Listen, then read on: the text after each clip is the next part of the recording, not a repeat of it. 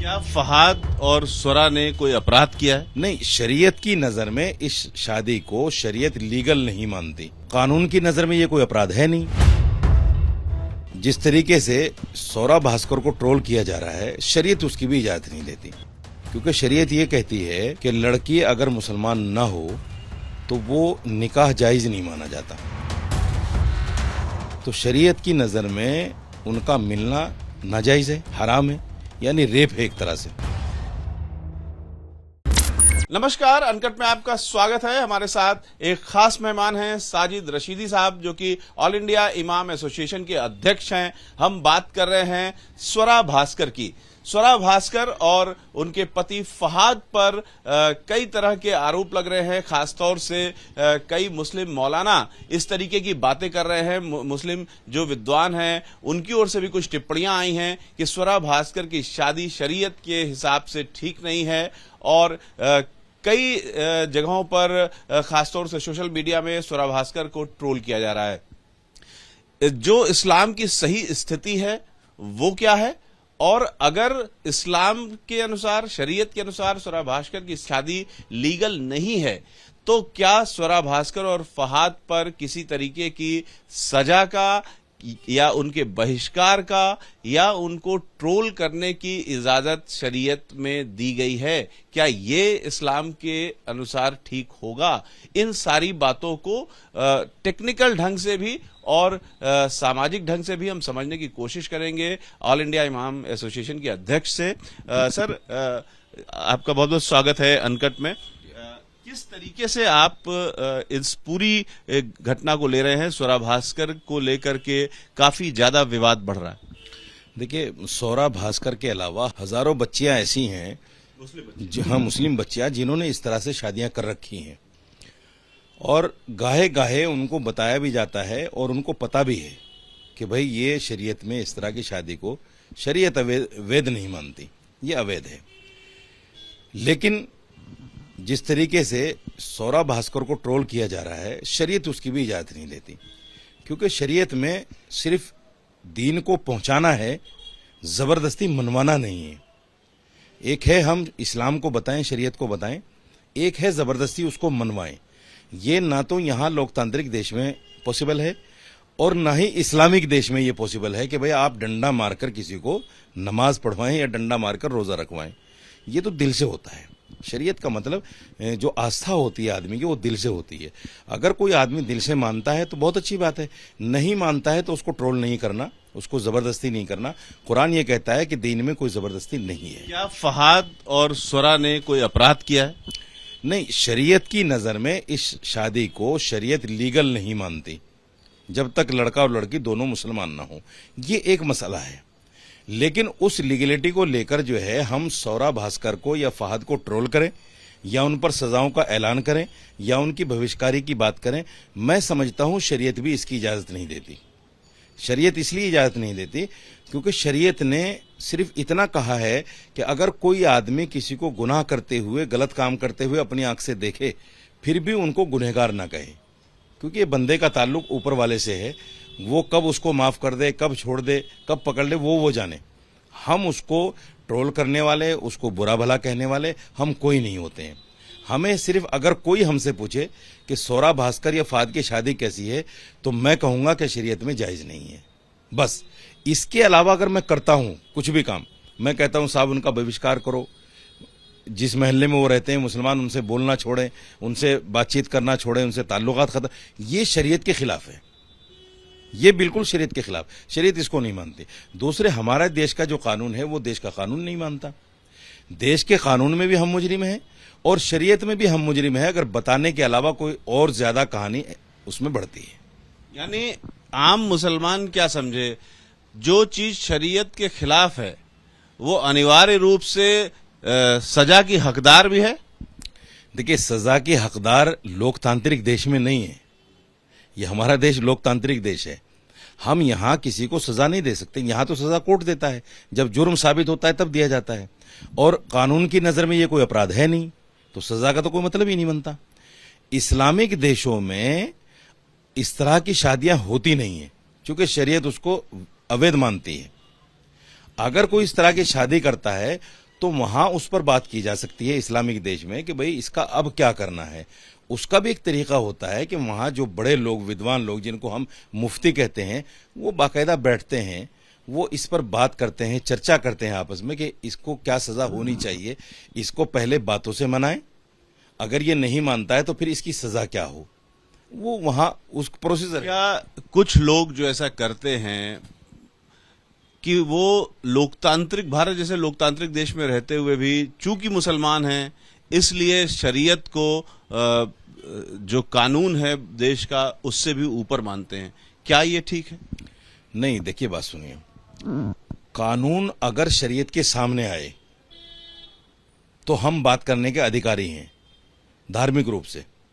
यहां तो हिंदुस्तान का कानून शरीयत के सामने आ ही नहीं रहा है।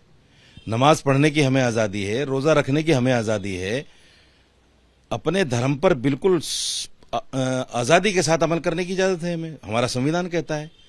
तो फिर हम देश के कानून के खिलाफ क्यों करें?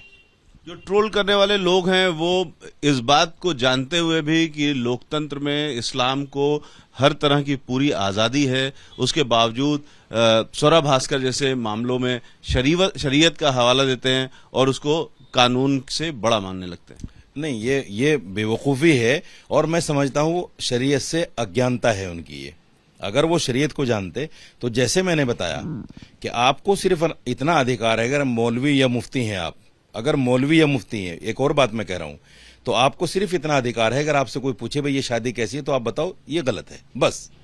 इसके अलावा अगर आप मौलवी भी नहीं है, मुफ्ती भी नहीं है, शरीयत के जानकार भी नहीं है और फिर आप ट्रोल कर रहे हैं शरीयत का हवाला देकर, आप तो खुद शरीयत को जानते नहीं है, आप खुद ट्रोल कर रहे हैं शरीयत को लेकर, तो मैं समझता हूं कि ये सारी चीजें गलत हैं। शरीयत इसको बुरा मानती है और ऐसी बातों से, ऐसे विवादों से तमाम मुसलमानों को बचना चाहिए, क्योंकि हम शरीयत की हद में रहकर किसी को बोल सकते हैं।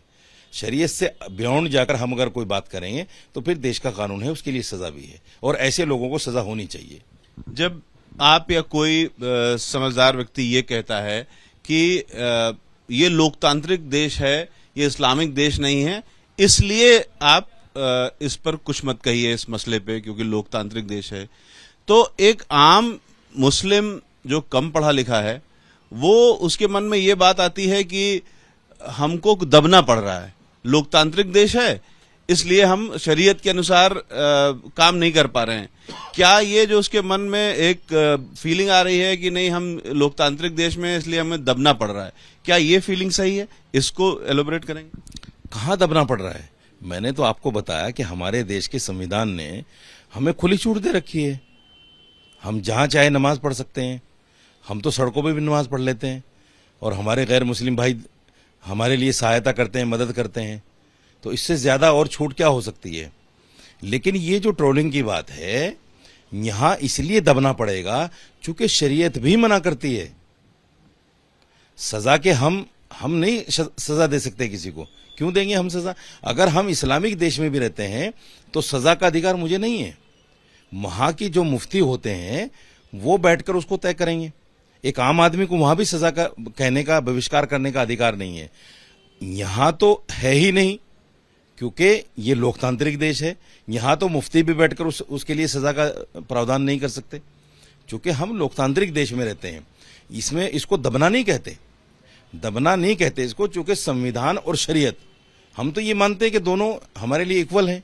आम युवा जो हैं, मुस्लिम युवा, उनको आप किस तरह से बताना चाहेंगे, क्या लोकतंत्र में रहना मुस्लिम होते हुए भी एक सेलिब्रेशन की बात है, एक उत्सव की बात है, एक अच्छी बात है, उनके फायदे की बात है? बिल्कुल। देखिए, मैं इस बात पर फख्र करता हूं कि मैं मुसलमान हूं और इस बात पर इससे भी ज्यादा फख्र करता हूं कि मैं हिंदुस्तानी हूं। और मैं सबसे कहता हूं, देखिए, एक आदमी जो आंख से देख नहीं सकता वो कहे साहब मैं बुरी नजर नहीं डाल सकता, उसका कोई कमाल नहीं है। जो आदमी देखता है वो कहे मैं किसी पर बुरी नजर नहीं डालता, तो उसका कमाल है। हम इस्लामिक देश में नहीं है और फिर भी शरीयत को फॉलो कर रहे हैं, ये तो कमाल की बात है ना। हमारा देश हमें इजाजत दे रहा है। अगर हम इस्लामिक देश में है और शरीयत को फॉलो कर रहे हैं तो ये कौन सा कमाल हुआ? वो तो है इस्लामिक देश। तो हिंदुस्तान में रहकर जो इस्लामिक देश नहीं है अगर हमें शरीयत को फॉलो करने की पूरी पूरी इजाजत है तो ये तो हमारे लिए और खुशी की बात होनी चाहिए और तमाम मुसलमानों को इसे सेलिब्रेट करना चाहिए कि हमारे देश की सरकारें, हमारे देश का संविधान ऐसा है, इतना अच्छा है कि वो हमें शरीयत में कहीं भी दबाने की बात ही नहीं करता।